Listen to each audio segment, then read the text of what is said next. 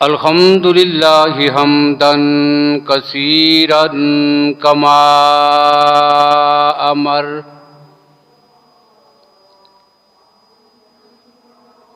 व नशहदु अल्ला इलाहा इल्लल्लाहु वहदहु ला शरीका लह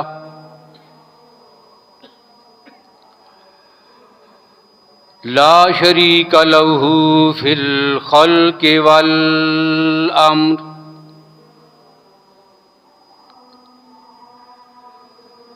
इरगामन लिमन जहद बिही व कफर व नशहदु अन्न सय्यदना व सनदना व शफीअना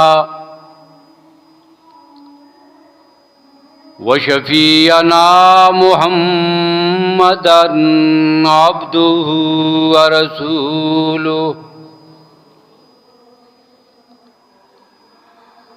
अम्मा बादु फ़अऊज़ु बिल्लाहि मिनश शैतानिर रजीम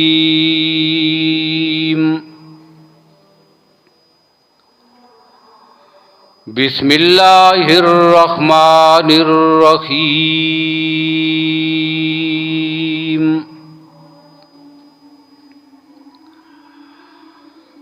या अय्युहल्लज़ीना आमनू कुतिबा अलैकुमुस्सियाम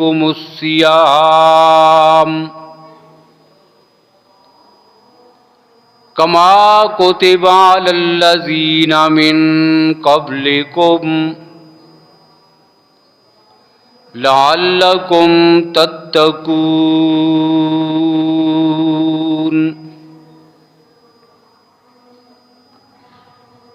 सदक़ल्लाहु मौलानल अज़ीम।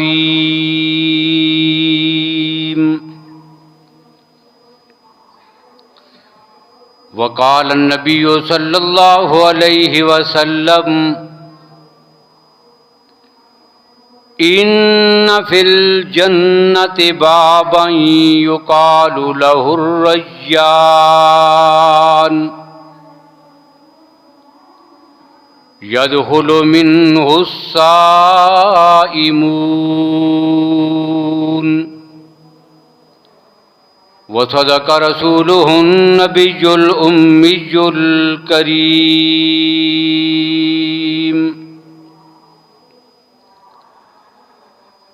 अल्लाहुम्मा सल्लि अला मुहम्मदिन व अला आलि मुहम्मद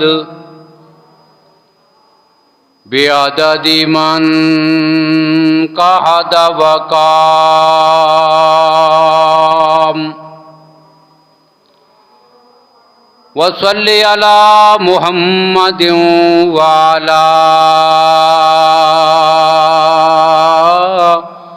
आलि मुहम्मद बिअददि मन सल्ला व स्वाम।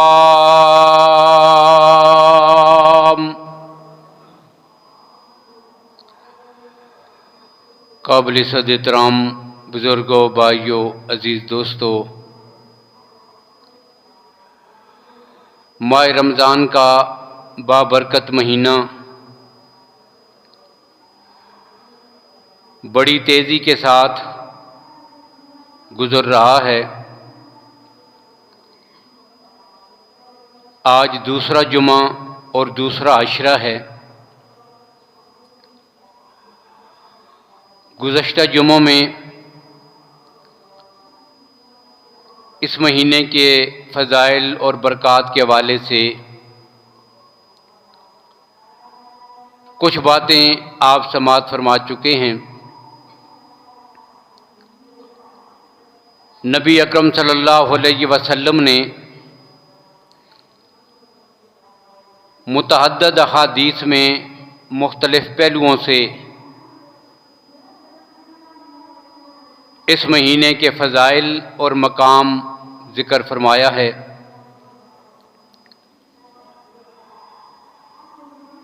गुज़श्ता गुफ्तगू में आपने वो हदीस समाअत फरमाई थी जिसमें रमज़ान की मुनासबत से इस उम्मत को 5 किस्म के खुसूसी इनामात से नवाजा गया है। फिर वो खुतबा जो हज़रत काब रज़ी अल्लाह ताला अन्हु से मरवी है, और उस खुतबे में अल्लाह के नबी सल्लल्लाहु अलैहि वसल्लम ने रमज़ान की फजीलत ज़िक्र फरमाई,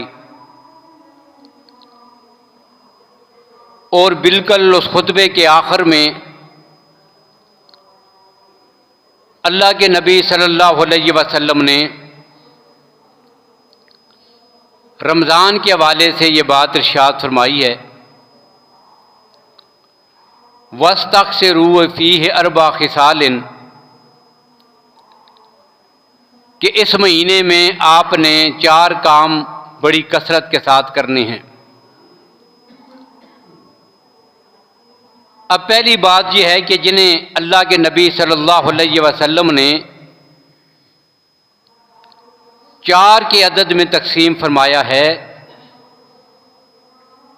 ये अपनी असल के लिहाज से 3 चीज़ें हैं। पहली चीज़ अल्लाह का ज़िक्र करना है, दूसरी चीज़ तौबा और इस्तग़फ़ार है, और तीसरी चीज़ जो 2 हिस्सों में मुनक़सिम है, वो कसरत के साथ दिन रात के औकात में रब्बुल आलमीन से मांगना और दुआ करना है। अब चूंकि दुआ के 2 पहलू होते हैं, दुआ का एक पहलू ये होता है कि बंदा अपने रब से अपने लिए भलाई और खैर मांगता है, जो चीज़ उसकी ज़रूरत है, जो उसके लिए नफ़ामंद है, जो उसे दुनिया और आखिरत की ज़िंदगी में काम आ सकती है, उसे बंदा अपने रब से मांगता है। और दुआ का एक पहलू ये भी है कि बंदा उन चीज़ों से पनाह मांगता है कि जो उसके दुनियावी या उखरवी नुकसान का ज़रिया बनती हों। अब अल्लाह के नबी सल्लल्लाहु अलैहि वसल्लम ने इन दोनों पहलुओं को अलग अलग जिक्र कर दिया। अब पहला पहलू ये जिक्र किया कि तुमने अपने रब से जन्नत का हुसूल मांगना है, और याद रखिएगा जन्नत का हुसूल भी तभी मुमकिन होगा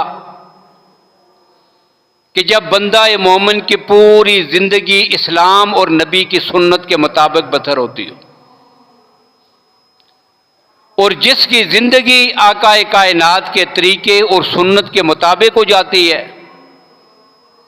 तो फिर रब्बुल आलमीन उसे दुनिया की सारी खैर भी अता फरमा देते हैं। और दूसरा पहलू यह था, अल्लाह के नबी ने फरमाया सल्लल्लाहु अलैहि वसल्लम कि तुम जहन्नम से पनाह मांगो, शुरूर से, फितनों से, उन चीज़ों से जो दुनिया में तुम्हें गुमराही की तरफ ले जाएं, और उसका अंजाम कार क्या हो कि आखिरत में तुम्हें जहन्नम के अजाब में मुब्तला होना पड़े। अब इन दोनों चीज़ों को जब मिलाया तो इसे हम क्या कहते हैं? दुआ मांगना। तो गोया अल्लाह के नबी सल्लल्लाहु अलैहि वसल्लम ने अपने इस तवील खुतबे में एक बात यह भी इरशाद फरमाई कि इस महीनों में हमने 3 चीज़ों को कसरत से करना है। अब उनमें से पहली चीज़ है जिक्र। अब जिक्र हमारे यहाँ चूंकि असल जो अल्फाज होते हैं किसी ज़ुबान के, उनका माना और मफ़हूम तभी समझ आ सकता है कि जब आदमी उस असल लफ्ज़ की असल ज़बान में उसकी तशरीह को देखेगा। जब वो लफ्ज़ किसी दूसरी ज़ुबान में मुंतकिल हो या वहां से मुस्तहार लेकर किसी और जुबान में इस्तेमाल हो रहा हो, तो फिर उसकी पूरी हकीकत उस लफ्ज में बाकी नहीं रहती। चुनांचे आप यहां भी देखें लफ्ज़ जिक्र। अब जब भी हम कहते हैं ना जिक्र करें, अल्लाह का जिक्र करना, तो जिक्र का हमारे यहाँ एक ही मफहूम होता है कि एक आदमी जो है वो तस्बीह लेके बैठे या वैसे बैठे और बैठकर अल्लाह अल्लाह करता रहे, ला इलाहा इल्लल्लाह पढ़ता रहे। अब ये क्या है? ये जिक्र कर रहा है बस। जबकि शरीयत में ये एक जामे लफ्ज़ है और ये जिक्र करना सिर्फ एक दो तस्बीहात तक महदूद नहीं, बल्कि इसमें कौन सी चीज़ें शामिल हैं। कुरान पाक से ये मालूम होता है कि नमाज पढ़ना ये जिक्र है। अल्लाह ने हज़रत मूसा अलैहिस्सलाम पर जब पहली वही नाज़िल फरमाई थी तो उन्हें साथ हुक्म ये भी दिया था, व अकीमिस सलाता लिज़िक्री, मेरे जिक्र के तौर पर क्या करना है? नमाज पढ़नी है। तो नमाज क्या है? ये अल्लाह का जिक्र है। लेकिन अपनी ज़ुबान में हम नमाज को जिक्र में शामिल नहीं समझते। तो नमाज पढ़ना ये अल्लाह का जिक्र। अब जिसका माना क्या बना? गोया कि अल्लाह के नबी सल्लल्लाहु अलैहि वसल्लम ने ताकीद फरमाई है इस महीने में नमाज की कसरत करनी है। कुरान पाक की तिलावत करना ये अल्लाह का जिक्र है। अब ये ताकीद भी हो गई कि हमने इस महीने में कसरत के साथ कुरान पाक की तिलावत करनी है। फिर तस्बीहात पढ़ना, आकाए कायनात सल्लल्लाहु अलैहि वसल्लम पे दरूद पाक पढ़ना, ये जितनी तस्बीहात हैं, ये जिक्र अज़कार हैं, अल्लाह की हम्द व सना है, ये भी सारे जिक्र में शामिल। दरूद पाक भी अल्लाह के जिक्र में शामिल, और हमारा दरूद तो है ही अल्लाह के जिक्र में शामिल। क्यों? हम अपनी ज़बान में या कोई देसी या किसी मुल्क का बनाया हुआ या किसी फर्द का वो दरूद पाक तो हम पढ़ते नहीं। कौन सा दरूद पाक है? मसनून दरूद पाक, जो अल्लाह के नबी सल्लल्लाहु अलैहि वसल्लम ने अपनी मुकद्दस ज़बान से अपनी उम्मत को तलकीन फरमा दिया है। और ये भी याद रखिएगा, हमारे यहाँ चूंकि हम मुताला नहीं करते, पढ़ते नहीं, सीखते नहीं, तो मोमन ज़हन में यही होती है कि बस एक दो किस्म के जो सीखे अल्फाज हैं बस ये दरूद पाक है, सल्लल्लाहु अलैहि वसल्लम व सल्लल्लाहु अला नबील उम्मी, और फिर नमाज वाला दरूद पाक, दरूद इब्राहिमी, बस यही होते हैं। जबकि सही अहादीस में दर्जनों बल्कि सैकड़ों तक वो अल्फाज पहुंच जाते हैं जो खुद अल्लाह के नबी सल्लल्लाहु अलैहि वसल्लम ने तलकीन फरमाए हैं। हाँ, सबसे जिसे अफजल करार दिया गया, बुखारी शरीफ में यह दरूद पाक दर्ज है जो हम नमाज में पढ़ते हैं। और जब दरूद पाक की आयत नाज़िल हुई थी और उसमें साथ सलाम का भी जिक्र था, तो हजरत काब रज़ी अल्लाह अन्हु ने यह अर्ज किया था, या रसूल अल्लाह, हमें इस बात का पता है कि हमने आपकी खिदमत में पहुंच के सलाम कैसे अर्ज करना है। आपने हमें सलाम करने के तरीके बता दिए हैं, लेकिन इस आयत में सलाम के साथ सलात भी है, दरूद पाक भी है, तो वो कैसे पढ़ें?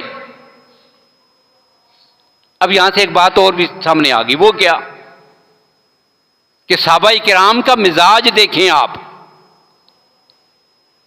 अल्लाह ने फरमा दिया,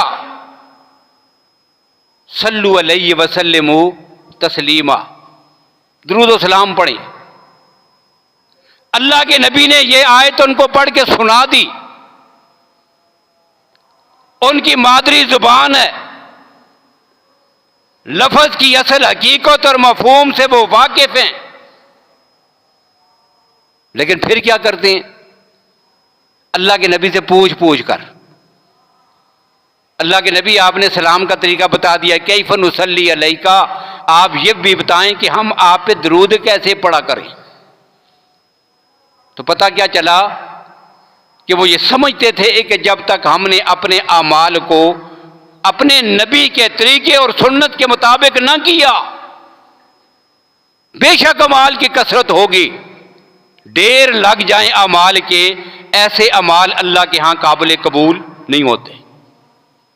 अब यहां भी सवाल किया कैफ़ नुसल्ली, तो अल्लाह के नबी सल्लल्लाहु अलैहि वसल्लम ने फिर सिखाया यही दुरूद पाक, अल्लाहुम्मा सल्ली अला मुहम्मदिन व अला आले मुहम्मदिन कमा सल्लैता अला इब्राहीमा व अला आले इब्राहीमा इन्नका हमीदुम मजीद।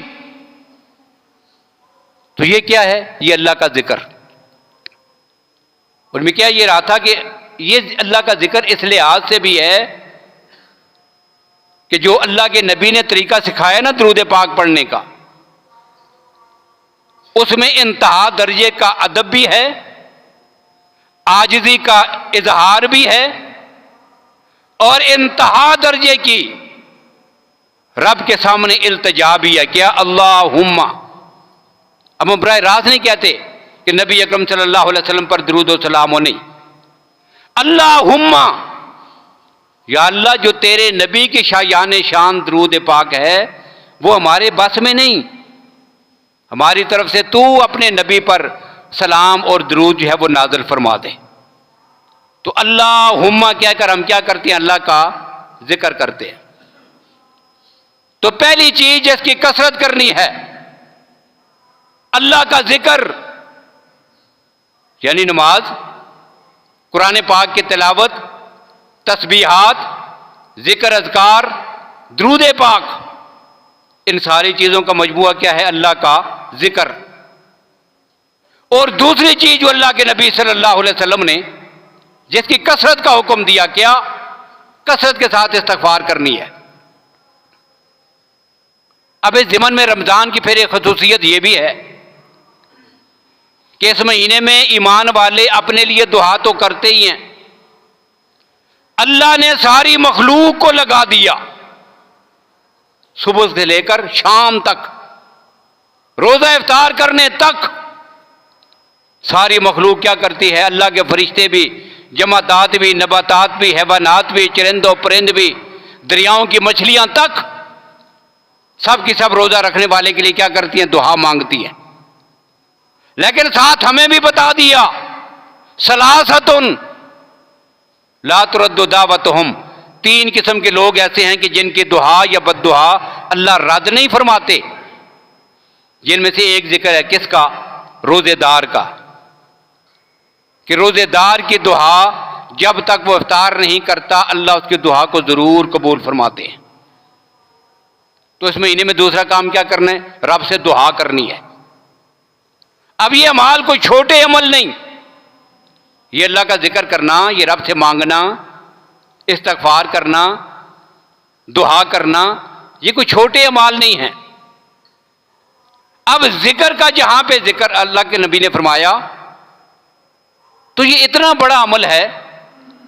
एक तो अल्लाह के नबी ने बराह रास्त खुद उनसे सवाल किया, सहाबाए किराम से, अला उनब्बिउकुम, क्या तुम्हें ना बताऊं? या रसूलल्लाह क्या बताना चाह रहे हैं? अल्लाह के नबी ने फरमाया सबसे बेहतरीन अमल, अला उनब्बिउकुम बिखैरि आमालिकुम, तुम्हारे अमाल में जो सबसे बेहतरीन अमल है, अज़का इंदा मलीकिकुम, तुम्हारे रब के नजदीक सबसे बुरगजीदा अमल,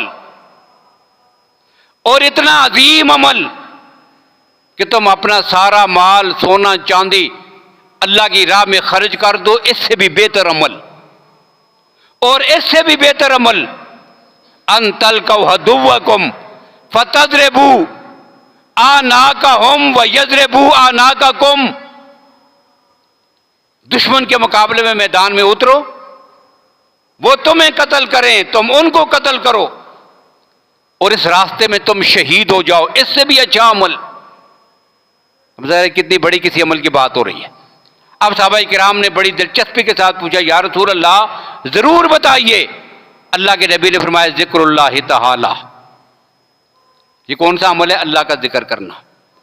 तो पहला अमल ये है। और दूसरा अमल क्या करना है? कसरत के साथ इस्तिग़फ़ार और तौबा, इस पर अलग से मुफस्सल गुफ्तगू चलती रहती हो, कई बार हुई है। लेकिन इस महीने में अल्लाह ने क्या किया, बुखारी शरीफ की हदीस है, मुतअद्दिद अहादीस हैं, लेकिन बुखारी शरीफ के जो अल्फाज हैं, रमजान का महीना शुरू हुआ, गुल्लिकत अबवाब जहन्नम, अल्लाह जहन्नम के दरवाजों को बंद कर देते हैं। फुतिहत अबवाबुल जन्ना, अल्लाह जन्नत के दरवाजे खोल देते हैं। वसुलसिलतुश शयातीन, अल्लाह शैतानों को जकड़ देते हैं। अब जब ये महीना ऐसा है, दरवाजे बंद हैं, जहन्नम के दरवाजे बंद हैं, जन्नत का दरवाजा खुला हुआ है। अब अंदाजा करें इससे बड़ी बदबख्ती और शिकावत क्या होगी कि कोई आदमी खुले दरवाजे से जहां आना आसान है, दरवाजा पहले से खुला है, उधर नहीं जाता, और जो दरवाजा बंद है तोड़कर अंदर घुसने की कोशिश कर रहा हो। इसलिए अल्लाह ने तौबा के दरवाजे भी खोले हुए हैं। जन्नत का दरवाजा खोलने का मतलब ही यह है, अल्लाह ने इस उम्मत के लिए तौबा का दरवाजा इस महीने में खोला हुआ है, और अल्लाह की रहमत आवाजें लगाती है, हल मिन मुस्तगफिरिन फअगफिरू, क्या कोई मुझसे बख्शिश मांगने वाला है कि मैं उसके गुनाहों को माफ करूं। तो ये तौबा और इस्तगफार करनी है, और ये इतना बड़ा अमल है। मुहद्दिसीन ने एक बात लिखी, मैंने पहले भी जिक्र की थी, हजरत आदम अलैहिस्सलातु वस्सलाम जब शैतान को सजदा न करने पर जन्नत से निकाला गया, आदम अलैहिस्सलाम को सजदा उसने नहीं किया, जन्नत से निकल आया। अब रब्बुल आलमीन से वो अकड़ कर मुनाजरा कर रहा है, मुबाहिसा करता है आगे से। अब कहता है कि मैं से अच्छा हूं, मैं से अफजल हूं। ये सारी बातें कहने के साथ फिर कहता है, रब्बे अनज़िरनी इला यौम युबासून, या अल्लाह मुझे अब क़यामत तक लंबी जिंदगी अता कर, ताकि मैं तेरे बंदों को गुमराह करता रहूं। और साथ ही उसने क्या कहा, लआतियन्नहुम मिन बैनि ऐदीहिम व मिन खल्फिहिम, कि मैं उनके आगे से, पीछे से, दाएं से, बाएं से, चारों सिमतों से आकर या अल्लाह तेरे बंदों को गुमराह करता रहूंगा, मुझे मोहलत दे दे। अब अल्लाह ने दुआ को कबूल कर लिया। अब दुआ तो कबूल हो गई, लेकिन रब्बुल आलमीन ने फरमाया कि फिर सुन, तू चारों तरफ से आकर मेरे बंदों को गुमराह करेगा, करता रहेगा। चार सिमतें तूने मुंतखब कर ली, और दो सिमतें तो तेरी जुबान से नहीं निकल सकी, वो मैंने अपने बंदों के लिए रखी हुई है। तूने ऊपर का जिक्र भी नहीं किया, तूने नीचे का जिक्र भी नहीं किया। जब मेरा बंदा हाथ ऊपर उठाएगा या अपनी गर्दन को नीचे झुकाएगा और सच्चे दिल के साथ अल्लाह से माफी मांगेगा, तो मुझे अपनी इज्जत की कसम है, मैं अपने बंदों को माफ कर दूंगा। तो तौबा का दरवाजा खुला है, इसलिए अल्लाह के नबी ने फरमाया कसरत के साथ इस महीने में तौबा और इस्तगफार। और तीसरी चीज अल्लाह के नबी ने कसरत जिसका जिक्र किया वो क्या है, कसरत के साथ रब के सामने दुआ करें। सुबह भी, दिन को भी, हर वक्त कसरत से दुआओं का एहतमाम। हमारी हालत क्या होती है जब परेशान होते हैं ना, रब्बुल आलमीन को पुकारते हैं। और याद रखिएगा, कुरान पाक ने जो अंदाज अख्तियार किया है ना, उससे पता यह चलता है कि सिर्फ मुसीबत में पड़कर, अपनी दुख और मुसीबत की वजह से रब्बुल आलमीन को पुकारना, ये तो काफिर भी कर लेते थे। कितनी जगह पे कुरान पाक ने जिक्र किया, वाइज़ा राकिबू फिल फुल्क, कि जब ये काफिर दरियाओं में, कश्तियों में सवार होकर जाते, डूबने लगते थे, क्या करते थे, दहावुल्लाह मुखलिसीन लहुद्दीन, खालिसतन, अल्लाह ही को पुकारते थे, और वहां पर साथ कुछ शिर्क भी नहीं करते थे। खालिसतन, अल्लाह कहते हैं मुखलिसीन लहुद्दीन। फिर शेर को ये मिलावट, ये गड़बड़, सिर्फ अल्लाह ही को पुकारते थे मुश्किल में। लेकिन फिर अल्लाह कहते हैं जब मैं उन्हें नजात दे देता, फलम्मा नज्जाहुम इलल बर्रि इज़ा हुम बिरब्बिहिम युश्रिकून, फिर अपने रब के साथ वही शिर्क और कुफ्र का रास्ता अख्तियार कर लिया। तो परेशानी और मुसीबत और दुख में मजबूर होकर मांगना, यह तो गैर मुस्लिम भी कर लेता है। इसलिए अल्लाह के नबी सल्लल्लाहु अलैहि वसल्लम ने ईमान वालों का शेवा क्या बताया कि मन सर्रहु अन यस्तजीब अल्लाहु फी शदाइद वल कर्ब, कि जो आदमी चाहता हो कि रब्बुल आलमीन मुसीबतों में, परेशानियों में, दुखों में उसकी दुआओं को कबूल करें, उसको चाहिए कि खुशी के वक्त भी अपने रब से मांगता रहे, अपने रब को भूल के उसका दरवाजा न छोड़े। अब ये दुआ में से एक बात ये भी है। फिर दुआ के मुतल्लिक अल्लाह के नबी सल्लल्लाहु अलैहि वसल्लम ने फरमाया, उदहुल्लाह व अंतुम मूकिनून बिल इजाबा, और ये महीना तो है ही रब्बुल आलमीन से मांगने का महीना। अब इसकी तरफ इशारा कुरान पाक में मौजूद है, क्या? जहां पर रमजान की फजीलत का जिक्र, रोजों की फर्जियत का जिक्र, इस महीने में कुरान पाक का नजूल का मसला, ये सारी चीजें जिक्र हो रही हैं सूरह बकरा में। आप देखें कि बिल्कुल इन सारी चीजों के दरमियान में शुरू में भी रमजान और रोजे की बात हो रही है, उसके बाद फिर रमजान और रोजे की बात चल रही है, लेकिन दरमियान में एक आयत है, क्या? वइज़ा सअलका इबादी हन्नी, कि मेरे नबी जब मेरे बंदे तुझसे मेरे बारे में पूछें तो फिर उनको बता दे, इन्नी करीबुन, मैं तुम्हारे बहुत करीब हूं, उजीब दावत दाई इज़ा दहान, मैं पुकारने वालों की पुकारों को सुनता हूं, उनकी दुआओं को कबूल करता हूं। फल यस्तजीबूली, उनको चाहिए कि मुझी को पुकारें, मेरे सामने ही हाथ फैलाएं, मुझसे मांगे, मैं उनकी दुआओं को जरूर कबूल करूंगा। अब दरमियान में यह आयत लाने का मुफस्सिरीन ने लिखा कि मकसद ही यह था, अल्लाह बताना चाहते हैं रमजान का महीना अपने रब से मांगने का महीना है। तो उस महीने में क्या करना? कसरत से दुआ। तो दुआ में क्या है? उदहुल्लाह व अंतुम मूकिनून बिल इजाबा, अपने रब को इस तरह पुकारो कि तुम्हें अपनी दुआ और रब के कबूल करने का यकीन हो, जल्दी ना हो। अब नबी अकरम सल्लल्लाहु अलैहि वसल्लम ने जल्दबाजी से मना किया है। क्या? एक आदमी ने एक वक्त दुआ की, अभी अपने हाथ अपने चेहरे पे फेरे नहीं, बस नजर उठा के उस्मान की तरफ की, अभी हुक्म आएगा और मेरी दुआ कबूल हो जाएगी। नहीं, इंतजार करे, रब्बुल आलमीन जिस तरतीब से चाहेंगे उसी तरतीब से रब्बुल आलमीन हमारी दुआ को कबूल फरमाएंगे। और याद रखिएगा, ये दुआ करना अपने मकसद के लिए होता है। हम क्यों दुआ करते हैं? मेरी मजबूरी है, मेरा मकसद है, उसके हल के लिए मांगना मेरी मजबूरी है।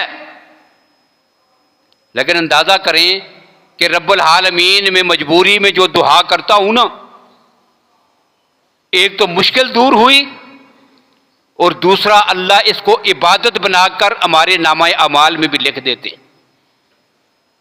इसी वजह से अल्लाह के नबी सल्लल्लाहु अलैहि वसल्लम ने फरमाया कि जब एक आदमी रब से मांगता है, दुआ करता है, अब कबूलियत की मुख्तलिफ सूरतें होती हैं। एक सूरत क्या होती है? अल्लाह बिल्कुल वही चीज अता कर दे जो बंदे ने मांगी है, अल्लाह वही दे देते हैं। एक सूरत ये होती है, अल्लाह वो चीज अता नहीं करते, लेकिन बाद में बंदे पर उस मौके पे कोई परेशानी आने वाली थी, इस दुआ की वजह से वो परेशानी टल जाती है। ये दूसरी सूरत है कबूलियत की।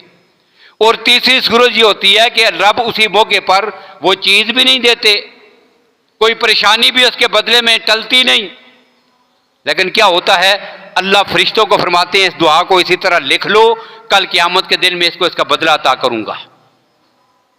और ये बदला कितना होगा?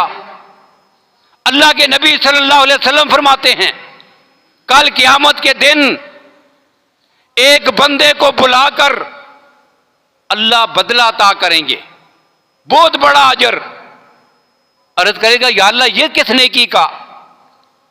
अल्लाह फरमाएंगे, तूने मेरे सामने दुआ की थी, दुनिया में तेरी दुआ मैंने कबूल नहीं की थी, अमाल नामे में लिख दिया था, ये उस दुआ का बदला है। बंदा कहेगा या अल्लाह, काश के दुनिया में मेरी कोई दुआ कबूल ना होती, आज उन सारी दुआओं का मुझे क़यामत के दिन बदला मिल जाता। तो कितना अल्लाह का करम है। हम मांगते हैं अपनी मजबूरी की वजह से, लेकिन इस मजबूरी के मौके पर मांगने को भी अल्लाह हमारी इबादत में शामिल फरमा देते हैं। तो अल्लाह को कैसे अल्लाह को पुकारे, अंतुम मूक़िनून बिल इजाबा, कि यकीन के साथ। अब बेयकीनी एक तो यह है कि जल्दबाजी कर रहा है, और एक बेयकीनी यह भी है, बुखारी शरीफ में वो अल्फाज नकल किए गए हैं, अल्लाह मगफिरली इन शेता, अल्लाह मरहमनी इन शेता। ये अल्फाज अल्लाह के नबी ने मिसाल समझाए हैं। क्या? एक आदमी अपने रब से ये कहे, या अल्लाह, अगर तू चाहे तेरी मर्जी है तो माफ़ कर दे, अगर तू चाहे तो मुझ पर रहम कर। नहीं, अगर तू चाहे माफ़ कर दे, ना चाहे तो ना माफ़ कर। ये गुस्ताखी के अल्फाज हैं, ये अदब के मुनाफी है, ये यकीनी दुआ नहीं, बल्कि यकीन क्या हो, या अल्लाह तेरे सिवा कायनात में कोई दरवाज़ा है ही नहीं कि जिस पे जाऊं तुझ ही से मांगूंगा, और जब तक मेरे अल्लाह तू राज़ी नहीं होता तेरे दरवाजे से उठकर मैं कहीं नहीं जाऊंगा। पूरे यकीन के साथ मांगे। तो ये 3 अमाल हैं जिनकी इस महीने में कसरत का हुक्म दिया गया। बाकी फ़ज़ाइल इंशाअल्लाह आगे चल के अगले जुम्मों में जिक्र करूंगा। अब यहां पर एक चीज़ जिसकी तरफ इशारा करना ज़रूरी है, वो क्या कि चूंकि अगला जुम्मा होगा 20 रमज़ान को, उस पर भी इंशाअल्लाह इस हवाले से गुफ्तगू होगी। लेकिन आज जो जुमा है इसमें आपको एक याद दहानी करानी है। क्या? कि ये जो हमारी इबादात हैं, इन इबादात के मुहद्दिसीन ने दर्जे लिखे हैं। जिस तरह एक सीढ़ी होती है ना छत तक पहुंचने के लिए, इसी तरह अपने अल्लाह की ज़ात तक पहुंचने के लिए ये इबादात जरिया और वसीला बनती हैं। अब ये नीचे से ऊपर की तरफ बंदे को अपने रब के बिल्कुल करीब कर देती है इबादत। लेकिन मुहद्दिसीन ने लिखा कि देखिए, अपने रब को मिलने के लिए जितने जरिए स्टेप बाय स्टेप बतदरीज ऊपर नीचे बंदा अपने रब की तरफ बढ़ता चला जाता है। अब नमाज है ये अल्लाह के कुर्ब का जरिया, अब उससे बंदा अपने रब के करीब होता है। और ज्यादा कुर्ब मिलेगा कि जब नमाज की अदायगी के बाद अपने माल को भी अल्लाह की राह में खर्च करता है, ज़कात देता है, सदका फितर अदा करता है और खैरात सदकात करता है, अपने रब को बताता है या अल्लाह तेरे हुक्म पर मैं अपना माल भी कुर्बान कर सकता हूं, जानी इबादत भी कर ली, माली इबादत भी। अब ऊपर वाली स्टेप पे आ गया है।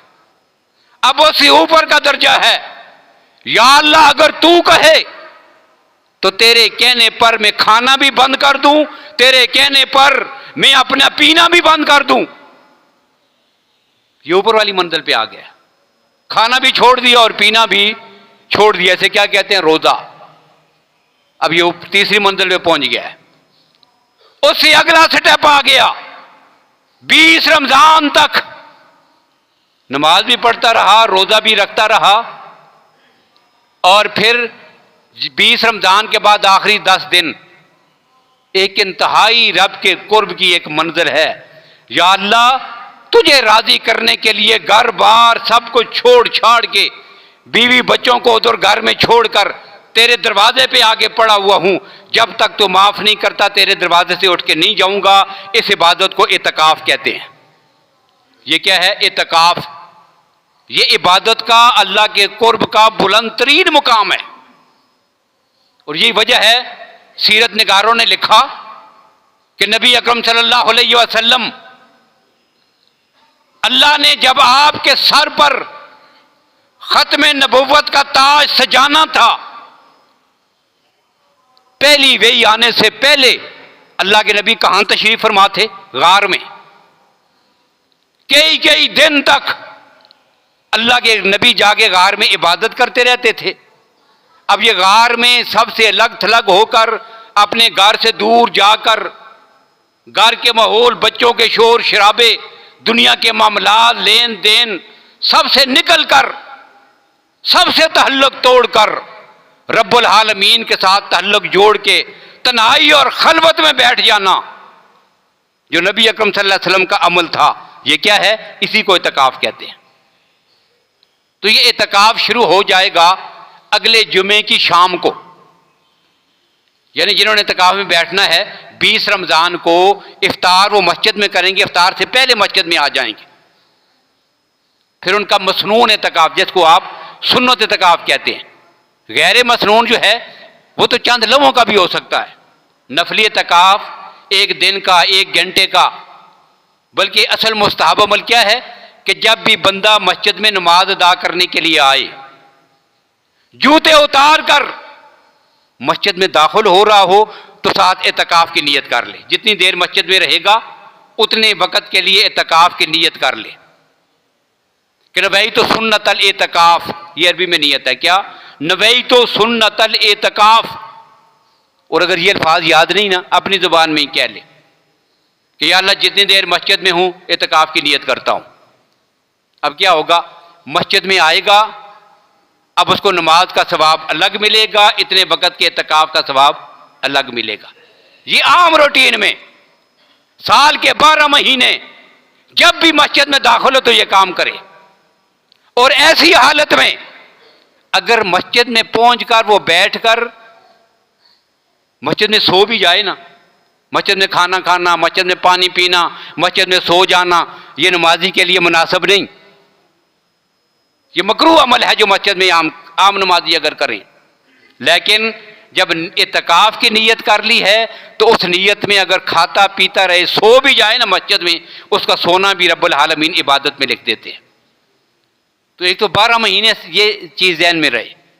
लेकिन जो मैं तवज्जो दिला रहा हूँ कि इस वजह से कि अगले जुमे को अगर मैं तवज्जो दिलाता तो ज़हन में बात ये होती कि अभी शाम तक थोड़ा सा वक़्त है, कोई इंतज़ाम करना था, कोई मामलात थे, किसी की ड्यूटी लगानी थी, क्या करना था, किसी से पूछना था।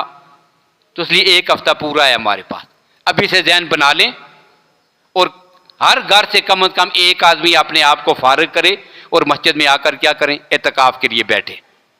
अब इंशाअल्लाह फ़ज़ाइल में अगले जुमे में जिक्र करूंगा, लेकिन यहां पर सिर्फ एक फजीलत, आखिरी बात जो कह रहा हूं, इब्ने अब्बास, हज़रत अब्बास रज़ी अल्लाह तआला अन्हु कौन है? नबी अकरम सल्लल्लाहु अलैहि वसल्लम के चचा इब्ने अब्बास, आपके चचाजाद भाई। अब नबी अकरम सल्लल्लाहु अलैहि वसल्लम के जो चचाजाद भाई हैं इब्ने अब्बास, ये इत्तिकाफ में बैठे हुए थे। रमज़ान का महीना है, इत्तिकाफ में, और कहां पर? मस्जिद नबवी में। अब इस इत्तिकाफ की आप कीमत देखें, इसकी अजमत देखें। मस्जिद नबी में इत्तिकाफ कितना बड़ा होगा। और फिर बैठने वाला कौन है? सहाबी रसूल भी है, नबी अकरम सल्लल्लाहु अलैहि वसल्लम का चचाजाद भाई भी है, आले बैत का एक फर्द भी है। ये सारी अजमतें आपको हासिल, वो इत्तिकाफ में बैठा हुआ है। अब इस इत्तिकाफ के दौरान एक आदमी बाहर से आया, आकर आपसे मिला और बैठ गया। तो इन्होंने देखा कि ये आने वाला जो आदमी है ये चेहरे से बड़ा परेशान और घबराया हुआ नजर आ रहा है। अब इन्होंने से पूछा, भाई खैरियत तो है, क्यों परेशान नजर आते हो? तो उसने कहा, जी असल में मैंने किसी आदमी की कुछ रकम देनी थी, आज का मैंने उससे वादा किया था, लेकिन आज मेरे पास कुछ नहीं है, अब परेशान हूं, मैं से क्या कहूंगा? तो हज़रत इब्ने अब्बास रज़ियल्लाहु अन्हु फरमाते हैं, अगर तू कहे तो मैं तेरे साथ चल के तेरी सिफारिश करूं, वो आदमी तुझे मोहलत दे दे। वो आदमी खुश हो गया, अब तो काम ही बन गया है। कहने लगा, ठीक है जी, मेरे साथ जाइए। अब इब्ने अब्बास रज़ियल्लाहु अन्हु उठे, वो सामने जूते रखे हुए थे, वो जूते हाथ में पकड़े, मस्जिद के दरवाजे से बाहर रखे, पहनने लगे। अब जैसे ही बाहर निकल के जूते पहनने लगे तो फिर क्या होता है? इत्तिकाफ टूट जाएगा। एक आदमी इत्तिकाफ में बैठा हुआ है, किसी के काम काज के लिए या किसी आम मामलात के लिए निकल जाएगा, तो मस्जिद से निकलते ही उसका इत्तिकाफ टूट जाएगा।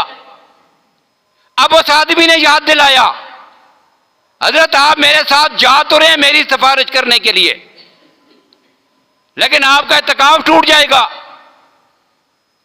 अल्लाह के नबी सल्लल्लाहु अलैहि वसल्लम के उस सहाबी ने, इब्ने अब्बास ने रजी अल्लाह तआला अन्हु, अल्लाह के नबी की वफात हो चुकी थी, ये बात का वाक़या है। सामने आकाए कायनात की मुबारक कब्र नजर आ रही थी। अब उसकी तरफ मुंह किया, कहते समेत साहिब हाजल कब्र, कि मैंने इस कब्र में जो मेरे आका आराम फरमा हैं, मैंने अपने कानों से उनसे ये बात सुनी थी। अल्लाह के नबी ने फरमाया था, जो अपने मुसलमान भाई के किसी काम को करने के लिए उसकी मुश्किल में उसके साथ एक कदम चलता है, अल्लाह उसके नामाए अमाल में 10 साल के मकबूल इत्तिकाफ का सवाब लिख देते हैं। इसलिए छोटे इत्तिकाफ को छोड़कर बड़े इत्तिकाफ की तरफ जा रहा हूं। एक बात तो ये कही, लेकिन दूसरी बात कही जिसके लिए मैंने हदीस नकल की है कि जिसका एक दिन का इत्तिकाफ रब कबूल कर लेता है, उसके दरमियान और जहन्नम के दरमियान 2 खंदकें, खाफतैन, खाफाकैन, 2 खंदकें। अब ये 2 खंदकें कितनी हैं?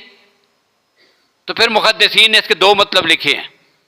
एक ये लिखा कि पूरी जो कायनात है मशरक से लेकर मगरब तक, अब मशरक से आखिरी कोने से लेकर मगरब के आखिरी कोने तक ये जितनी मुसाफत बनती है ना, सिर्फ एक दिन के इत्तिकाफ की वजह से अल्लाह उस बंदे को इतना दूर फरमा देते हैं। और दूसरा माना क्या लिखा, जमीन से लेकर आसमान तक। तो जिसके एक दिन का इत्तिकाफ कबूल हो जाए, अल्लाह की जात उसको जहन्नम से 3 खंदक की दूरी फरमा देते हैं। तो 10 दिन का इत्तिकाफ बहुत बड़ी चीज़ है। इसमें फिर जो इबादत है उसका सवाब अलग है। तो कोशिश करें तमाम हज़रात कि आइंदा जुमा तक अपनी तरतीब बना लें और जो है वो मस्जिद में इत्तिकाफ वाली जो सुन्नत है, सुन्नत मुअक्कदा अल किफ़ाया, इस पर भी अमल पैरा हों। अल्लाह ताला हम सब को अमल करने की तौफीक नसीब फरमाए। आखिरी बात सिर्फ एक लफ्ज़ जुमले में कि हुकूमत पाकिस्तान ने कल जो 15 तारीख आ रही है, कल के दिन को योम नमूस रिसालत के वाले से मनाने का जो है वो ऐलान किया है। तो ये बहुत अच्छा इक़दाम है। हम हुकूमत के इस ऐलान की पुरज़ोर किस्म की तईद करते हैं और ये ऐद करते हैं कि उम्मत मुस्लिमा का एक एक फ़र्द जब तक वो ज़िंदा है अपने नबी की इज़्ज़त और नमूस के लिए वो काम करता रहेगा। और इस रास्ते में अगर उसे अपनी जान भी कुर्बानी करनी पड़े तो इससे बड़ी सआदत उसके लिए कोई नहीं होगी। अल्लाह ताला हम सब को अपने नबी सल्लल्लाहु अलैहि वसल्लम की इज़्ज़त और हुर्मत में मर मिटने की तौफीक नसीब फरमाए। व आखिर दावाना अनिल हम्दुलिल्लाहि रब्बिल आलमीन।